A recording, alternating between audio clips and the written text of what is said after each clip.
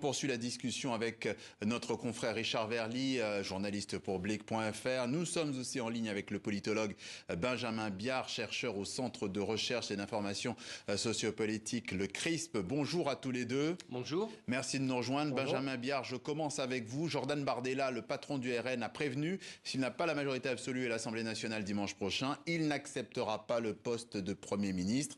Est-ce que c'est une posture ? Alors, on l'a entendu à plusieurs reprises déjà ces derniers jours. C'est certainement une manière de pousser, d'appeler véritablement à avoir une majorité absolue, 289 sièges à l'Assemblée nationale en l'occurrence, de manière à avoir les mains libres d'une certaine manière pour mettre en œuvre son projet, son programme électoral, même si on sait que vraisemblablement, le cas échéant, il ferait face aussi à d'importantes difficultés, bien entendu. C'est une manière d'essayer de rassembler le plus largement possible. Il n'est pas le seul à avoir défendu ce positionnement. L'ensemble du Rassemblement national est effectivement rassemblé d'une certaine manière face à cette perspective et cette nécessité d'avoir une majorité absolue pour rejoindre Matignon. Richard Verly, le cap de la majorité absolue, il est atteignable ?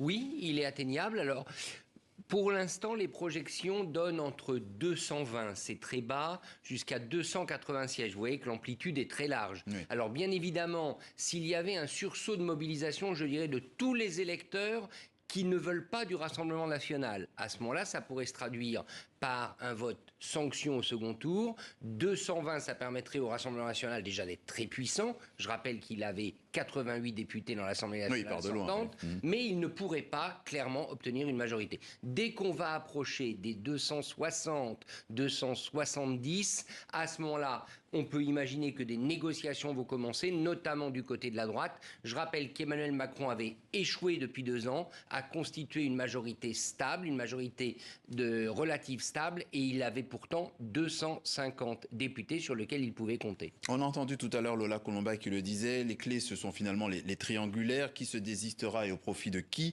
Dans les appareils, la gauche a été plutôt claire sur le sujet, désistement quand le RN peut l'emporter et quand elle est distancée. La droite et la majorité présidentielle est moins claire, mais surtout, est-ce que, en bout de course, vous pensez que les électeurs vont suivre les consignes ?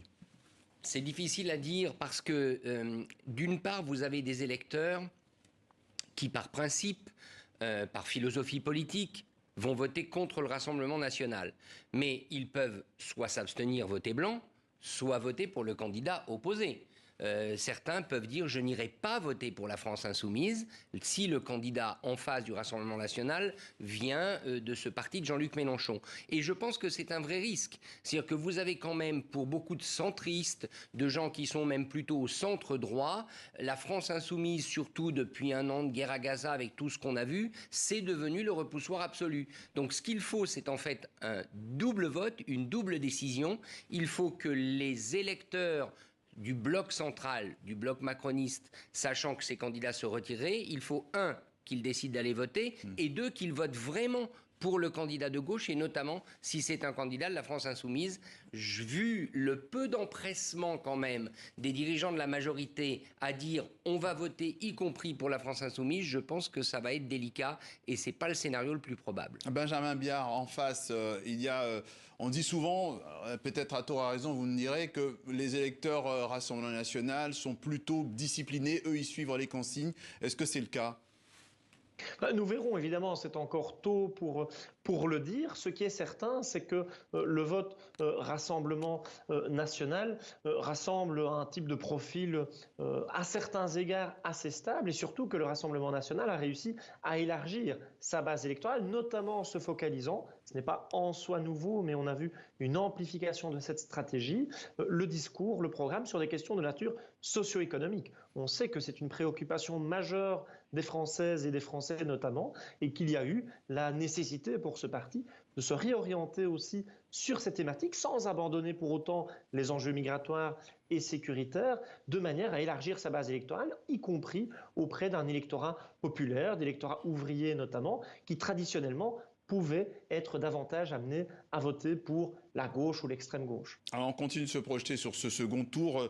Jordan Bardella, le leader RN, s'est dit prêt à débattre cette semaine avec Jean-Luc Mélenchon, le leader de la France Insoumise, la composante principale du nouveau Front Populaire.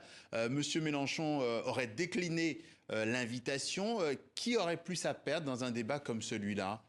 Qui veut répondre? À mon avis, Jordan Bardella, ce ne serait pas un débat simple pour lui. Parce que Mélenchon est un excellent débatteur. Et Mélenchon, par ailleurs, on le sait... C'est pourtant lui qui le propose. Hein. Oui, tout à fait. Mais parce qu'il est obligé, Jordan Bardella. Il est le favori. Quand vous êtes le favori à ce point, vous avez intérêt à, je dirais, provoquer tout le monde en débat ou à les inviter à débattre avec vous. Mais ça ne serait sûrement pas simple pour lui. Et il sait très bien, Jordan Bardella, que Jean-Luc Mélenchon est dans une position très difficile parce que s'il s'avance trop, il va à nouveau être taxé d'épouvantail et il va faire peur à cet électorat centriste dont je parlais à l'instant. Donc c'est un peu une proposition, je dirais, piège. Il sait que Jean-Luc Mélenchon ne saisira sûrement pas la perche, mais c'est pas l'envie, à mon avis, qui doit lui manquer. Benjamin Biard. Oui, je partage tout à fait cet avis, d'autant plus que je pense que Jordan Bardella et le Rassemblement national sont déjà embarqués dans une dynamique extrêmement positive pour eux et que l'essentiel, durant les quelques jours qui nous séparent du second tour, c'est de continuer à rassurer.